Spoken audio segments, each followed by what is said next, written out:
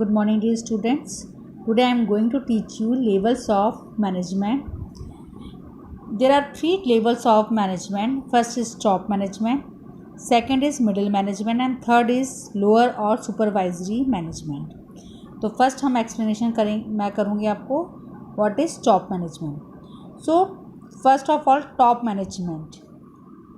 Management में क्या क्या इंक्लूड होता है.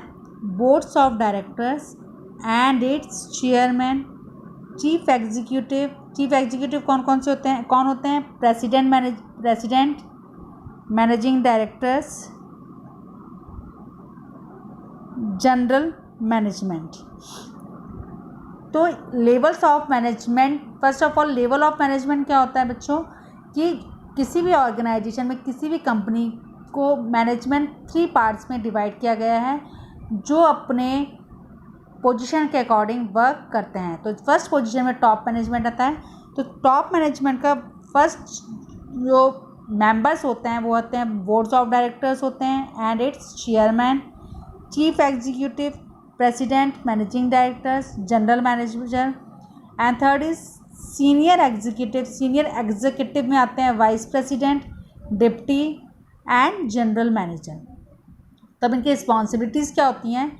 दे are supreme authorities who are ultimately responsible for the operation of the undertaking. तो जो भी कंपनी के वर्क होंगे, कंपनी का टारगेट होगा, कंपनी के टास्क होंगे, वो सब किसके अंडरटेकिंग में होगा, टॉप मैनेजमेंट के अंडरटेकिंग में होगा. वो हर टारगेट्स, हर टास्क को एम्प्लॉयज़ को डिस्ट्रीब्यूट करेंगे और वो एम्प्लॉयज़ अपने कंपनी में फिर काम करेंगे. They set the objective, define goals. अब ये इनका मेन टास्क क्या होता है. दे सेट द ऑब्जेक्टिव, ये ऑब्जेक्टिव्स को सेट करते हैं, गोल्स को डिफाइन करते हैं, डिसाइड पॉलिसीज़ को डिफाइन करते हैं and make it sure that the policies are implement. तो इनका मेन आपको बच्चों जो ABC जो मेंबर्स हैं टॉप मैनेजमेंट के, इनका मेन टारगेट सिंपली आपको ये याद रखना है कि ये ऑब्जेक्टिव्स तैयार करते हैं. देन उसके बाद जो उनके गोल्स होते हैं, गोल्स हम बोल सकते हैं कि हमें कितना प्रॉफिट अर्न करना है, हमें अपनी कंपनी को कहाँ तक लेके जाना है. देन जो भी पॉलिसीज़, हर एक कंपनी की अपनी अपनी पॉलिसीज़ होते हैं, रूल्स, और उस पॉलिसीज़ को टॉप मैनेजमेंट डिसाइड करता है. Fine. Then and make it sure the policies are implement. और उनकी मेन रिस्पॉन्सिबिलिटी होती है कि जो भी पॉलिसीज़ वो बना रहे हैं वो अपनी कंपनी में इम्प्लीमेंट होना चाहिए. ठीक है. देन नेक्स्ट इसके कुछ फंक्शंस हैं. तो functions of top management to determine the objectives. First है टू डिटरमाइन द ऑब्जेक्टिव्स को निर्धारित करना. The top management decides the general object relate to survival, profit, business growth, prestige, goodwill and social acceptance. तो कौन से उनके objectives होते हैं कि वो सर्वाइव कर सके मार्केट में, उनको ज़्यादा से ज़्यादा प्रॉफिट हो, बिजनेस जो ग्रोथ है वो डे बाय डे उनकी इंक्रीज़ होनी चाहिए. प्रेस्टीज मीन्स फेम, जो एक पब्लिसिटी है ऑर्गेनाइजेशन की, वो होनी चाहिए. फेम मीन्स प्रतिष्ठा. तो एक प्रतिष्ठित कंपनी में कैसे बनानी है ये वो डिसाइड करते हैं. गुडविल, कितनी मनी हमारे पास है और कौन से एसेट्स हमारे पास हैं. एंड सोशल एक्सेप्टेंस, जो भी हम प्रोडक्ट बना रहे हैं वो सोसाइटी उसको एक्सेप्ट करे और उसको कंज्यूम करें. Then second is to frame the policies. अब मेन हमने पढ़ा था कि पॉलिसीज़ वो बनाते हैं, तो मेन इनका सेकंड पॉइंट है कि वो पॉलिसीज़ को फ्रेम करते हैं. The top management frames the policies and chalks of plans to implement. Policies बनाते हैं, पॉलिसीज़ लिखते हैं, और उनका मेन टारगेट होता है कि जो भी पॉलिसीज़ हैं, जो भी प्लान्स हैं, वो इम्प्लीमेंट हो सके अपनी ऑर्गेनाइजेशन में. Then up to frame the policies बेटा 3 पॉइंट्स हैं. Production, marketing and personal policy.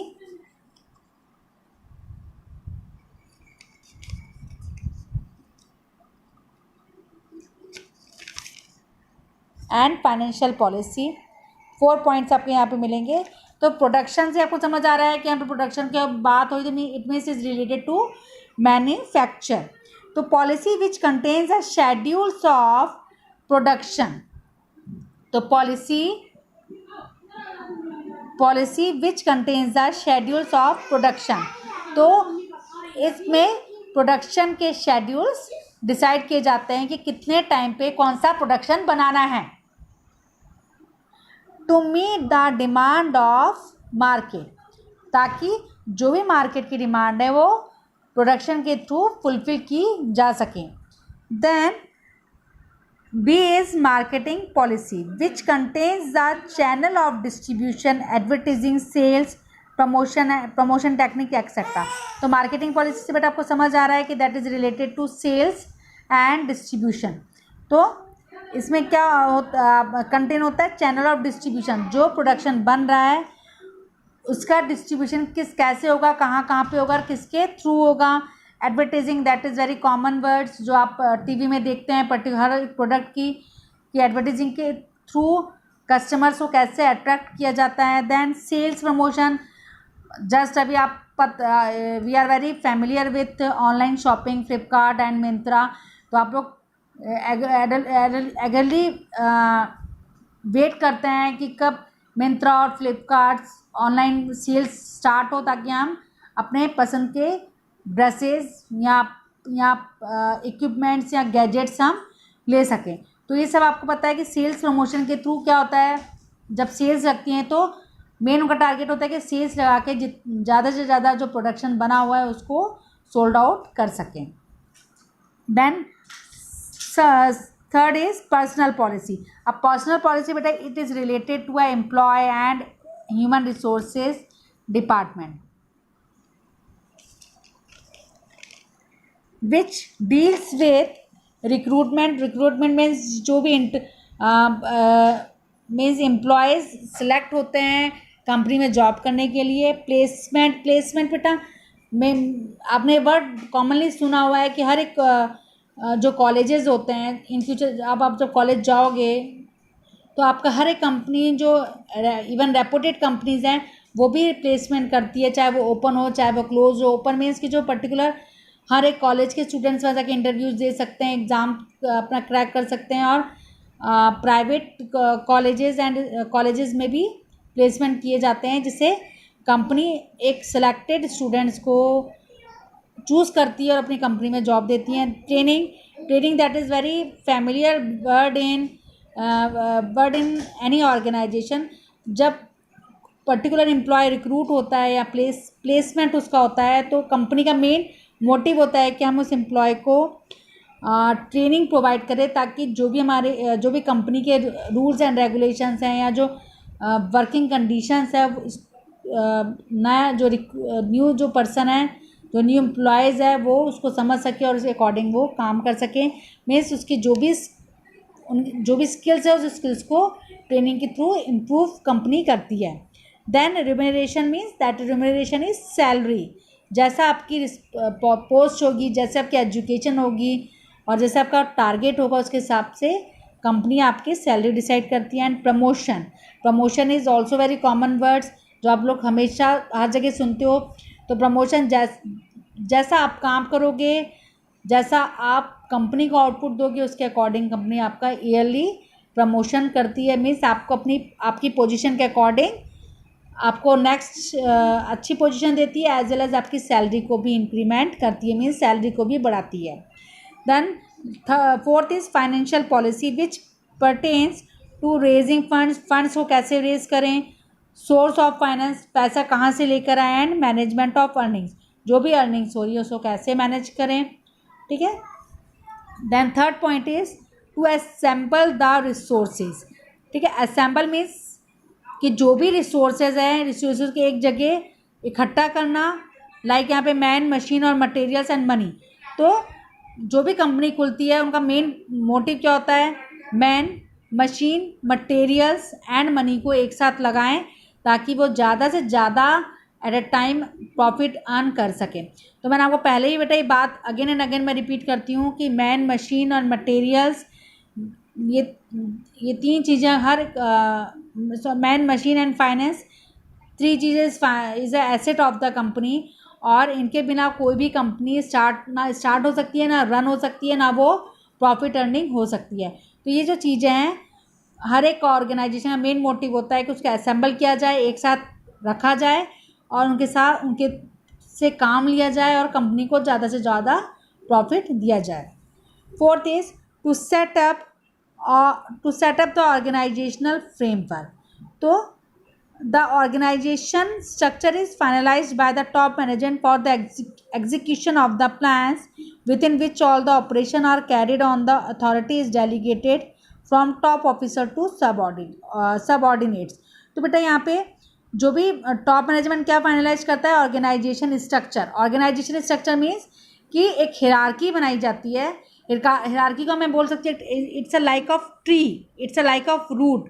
जैसे अब मैं आप हिरार्की क्या होता है, जैसे मैं आपके फैमिली की बात करूं तो जैसे आपके परदादा के बाद कौन आए, आपके दादाजी, फिर दादाजी के बाद कौन आए, आपके पापा, फिर पापा के बाद कौन आए, आप लोग आए। तो दैट इज़ अ हिरार्की जो स्टेप बाय स्टेप आपका वंश चल रहा है। वैसे ही ऑर्गेनाइजेशन स्ट्रक्चर तैयार किया जाता है, मीन्स टॉप मैनेजमेंट, उसके बाद टॉप मैनेजमेंट में कौन कौन से मेंबर्स होंगे, फिर देन उसके बाद फिर मिडिल मैनेजमेंट आता है, उसमें कौन कौन से एम्प्लॉयज़ होंगे, देन उसके बाद फिर लोअर मैनेजमेंट आता है। तो क्या होता है, हर एक ऑर्गेनाइजेशन अपना एक चार्ट बनाती है जिसके अकॉर्डिंग वो वर्क जो रिस्पॉन्सिबिलिटी है, वो जो अथॉरिटी है, जो रिस्पॉन्सिबिलिटी है वो डेलीगेट करती है, मीन्स उनको डिस्ट्रीब्यूट करती है उनके कैटेगरी के अकॉर्डिंग, उनके जॉब के according. Then 5 and last is to control operation.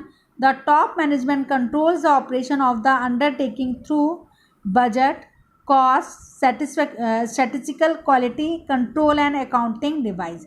तो जो भी ऑपरेशन होंगे वो ऑपरेशन कौन से होंगे, इट्स रिलेटेड टू फाइनेंस।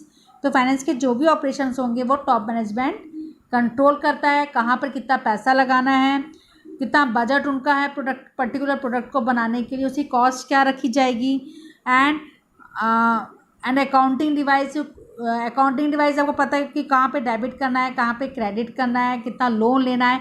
इस सब जितनी भी इश्यूज़ हैं फाइनेंशियल से लेके, वो सिर्फ टॉप मैनेजमेंट ही डिसाइड करता है। And second is middle management. अब हम लेवल की बात करते हैं, हमने फर्स्ट लेवल पढ़ा है टॉप मैनेजमेंट, उसके बाद नीचे आता है सेकंड नंबर पे middle management. So middle management is mainly concerned with the task of executing the policies and plan chalked out by the top management. तो अब मिडिल मैनेजमेंट का काम क्या होता है कि जो भी पॉलिसीज एंड प्लान्स बनाए गए हैं टॉप मैनेजमेंट के थ्रू,